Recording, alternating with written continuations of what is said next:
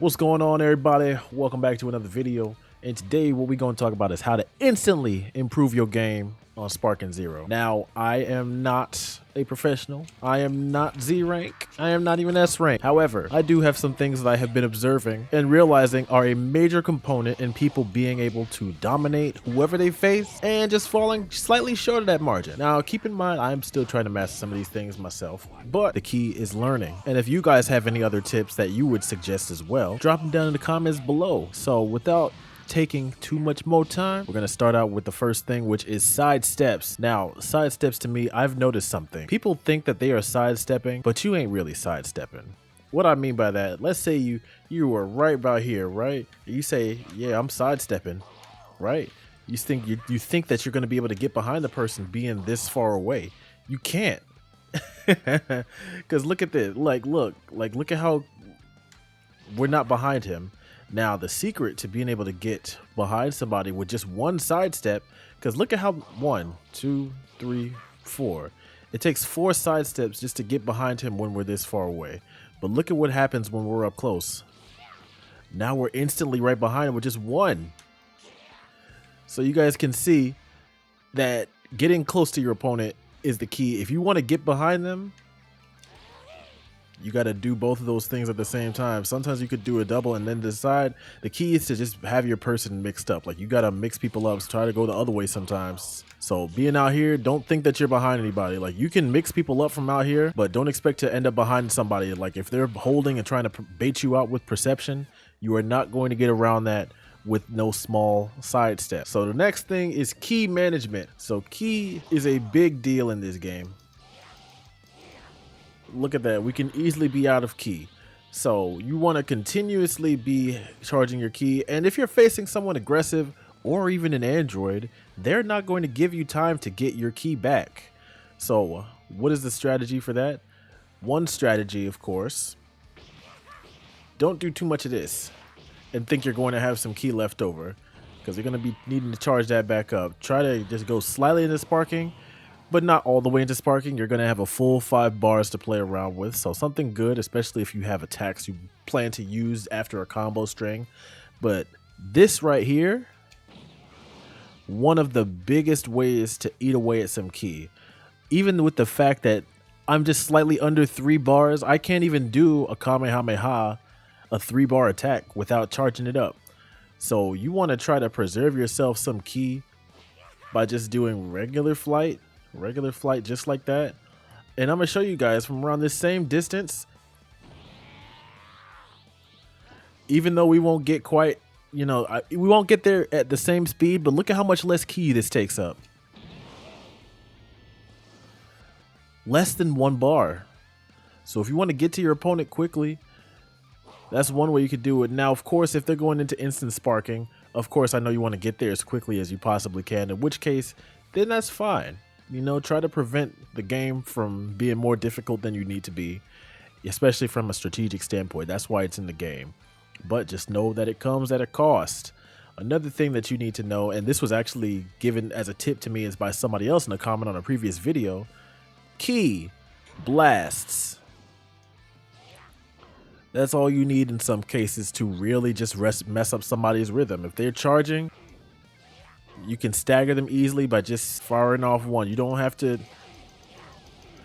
Look at that. That's more like that takes up more key than a typical blast does. Another thing to know, don't hold perception for so long. Some people stand there holding perception. You know what happens when you hold perspection? Do you know what happens when you sit there and hold perception?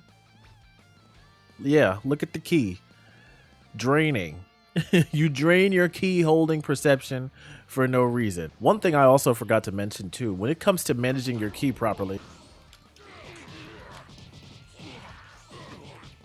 if you want to manage your key, that is one way to get somebody off of you, especially if they don't revenge counter.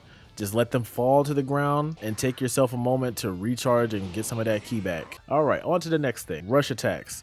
So rushing your opponent is something that can really be used to do a lot of damage to your opponent and also kind of disorient them. So you don't want to do, like, this would be like, you're not doing anything by doing this, because this is not enough to mix somebody up.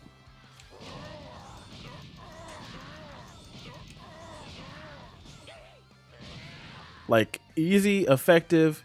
That's, you know, it's not enough to mix somebody up. Like you want to be mixing in things, and I'll show you exactly what I mean.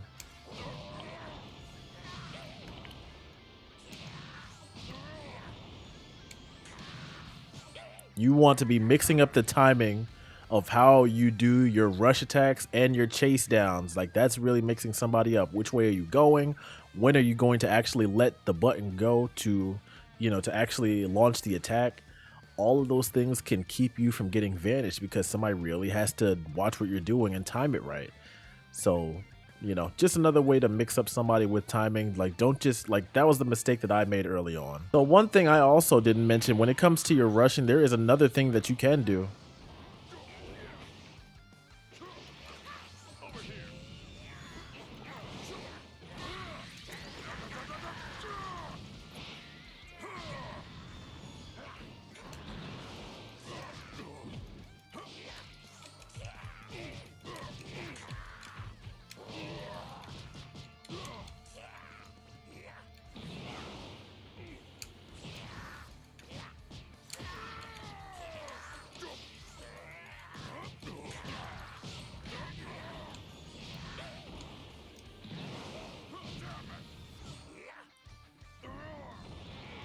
So you can further mix up your mix-ups by being in the middle of rushing your opponent down and pressing Y mid-rush. So if you press A or if you press X, whichever button it is for you, PS5 versus Xbox, not in that order, then you're going to be pressing the chase down button, which is your, you know, your bottom button, and then you chase down, you press Y or triangle. Press Y or triangle right after you press A. And it doesn't have to be right after, but you know, you can time it appropriately. Now, I can tell you guys that I don't have super counters mastered by any means. Like, you won't see me in a super counter war with anybody just yet. But just know that I am practicing and I am learning the input much, you know, the input timing much better. But what I do know is that it's forward and square if you're on PS5 controller, and if you're on an Xbox controller, it is forward and X. So currently my strategy when it comes to trying to do super counters is just try to get in the rhythm of your opponent's attacks, and timing will become a lot more apparent after that. Now, vanishing, as you know, takes up ki. It takes a lot of ki, and more ki now than when the game first came out, to keep up a vanish roll with someone. Now last, getting better at combos. So combos are how you do the most damage by just throwing hands. You could knock off such a significant amount of HP from someone just by comboing. All right, so as you guys can see, Piccolo is looking at us right now, so we're just going to do, you know, the general combo string that people mostly do.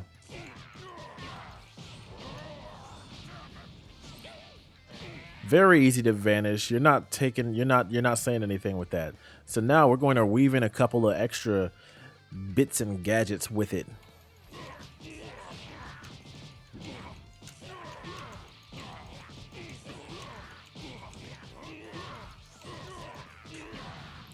So look at that. We just did 12K, 41 hits with that one combo string.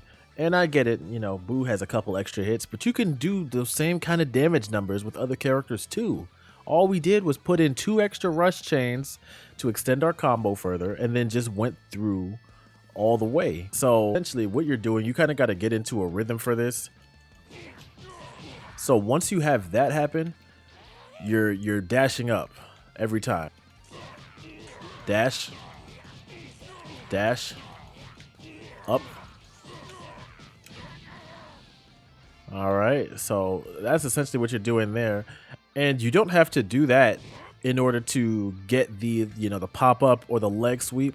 So essentially what you're doing there is you're just using dash and you're holding either triangle or Y down at the same time. And same way, you're using dash to do the pop up. And then each character is different, but you have a neutral one also. So let's see what Kid Boo's is. It's the gut check. So you have different ones that you can do. So that's how you get those. So pretty good to know, because that's how people essentially torture people online with the endless trips.